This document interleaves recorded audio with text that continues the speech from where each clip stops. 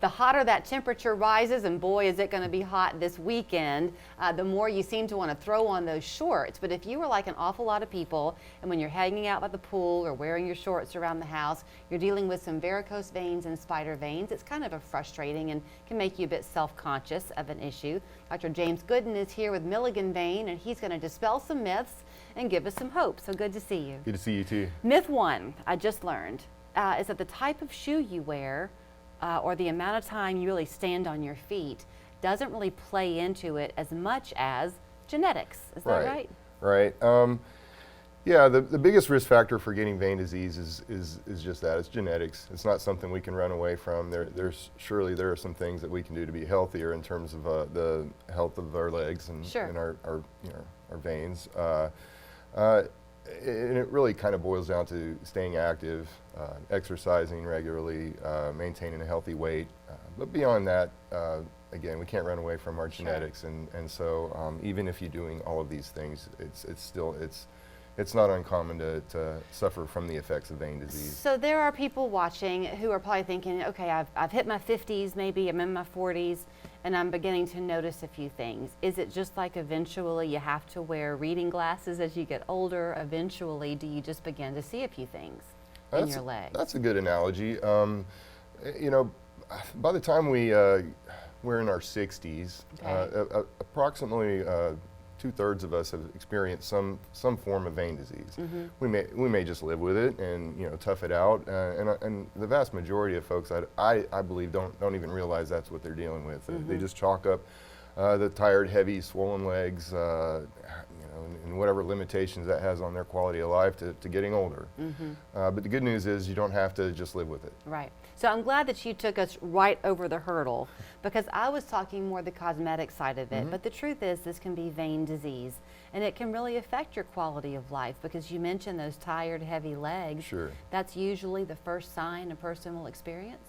From a medical standpoint, yes. And often it may not be obvious to the patient, and it frequently isn't. And sometimes it is those sort of external indicators, the mm-hmm. varicose veins or visible spider veins, that sort of gives the patient an indication that's sure.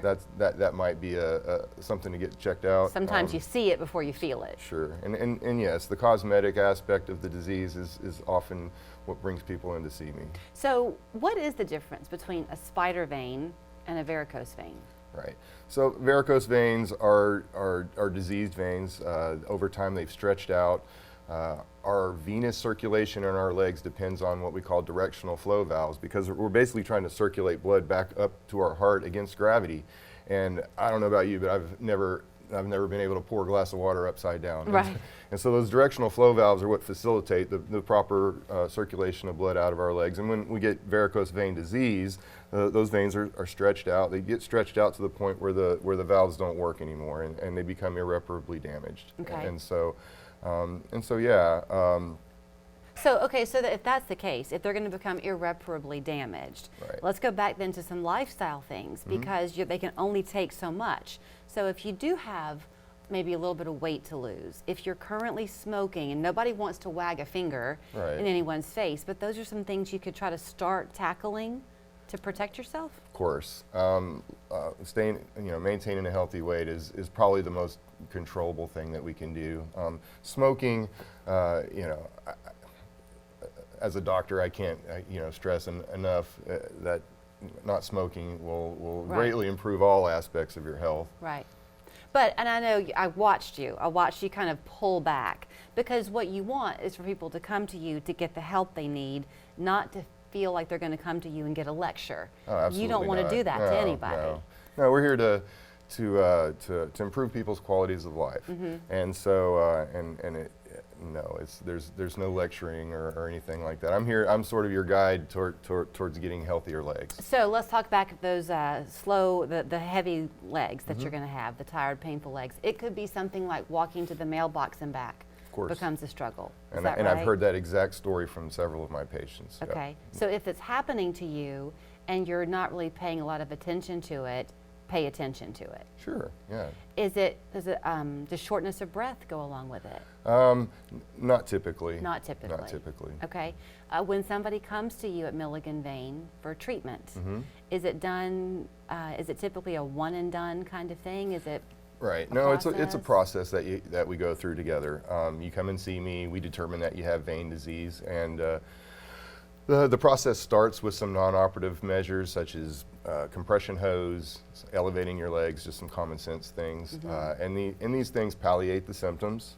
They are also a good indicator that if you experience any improvement in your symptoms by using these measures, it's a good indicator that vein disease is the culprit. Is the issue, yeah. Exactly.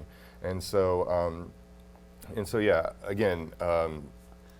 Are all I have like a minute left. Are No, all that's fine. compression socks the same? They are not. So we prescribe a medical grade compression. So what that means is it's 20 to 30 is sort of the units of compression that we use, and they have to come up over your knees. So they can be thigh highs or they can be leggings. Okay. They make medical grade compression leggings now too, and they're not very expensive. Okay. We do have to do a trial of that for everyone. These are medical treatments. We're treating pain. We're treating restlessness. We're treating swelling.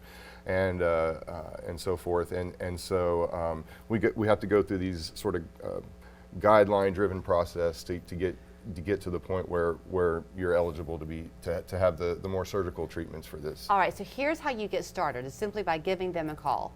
It's Milligan Vein, 961-5682. If you are experiencing that heavy feeling or the pain in your leg, don't take it lightly.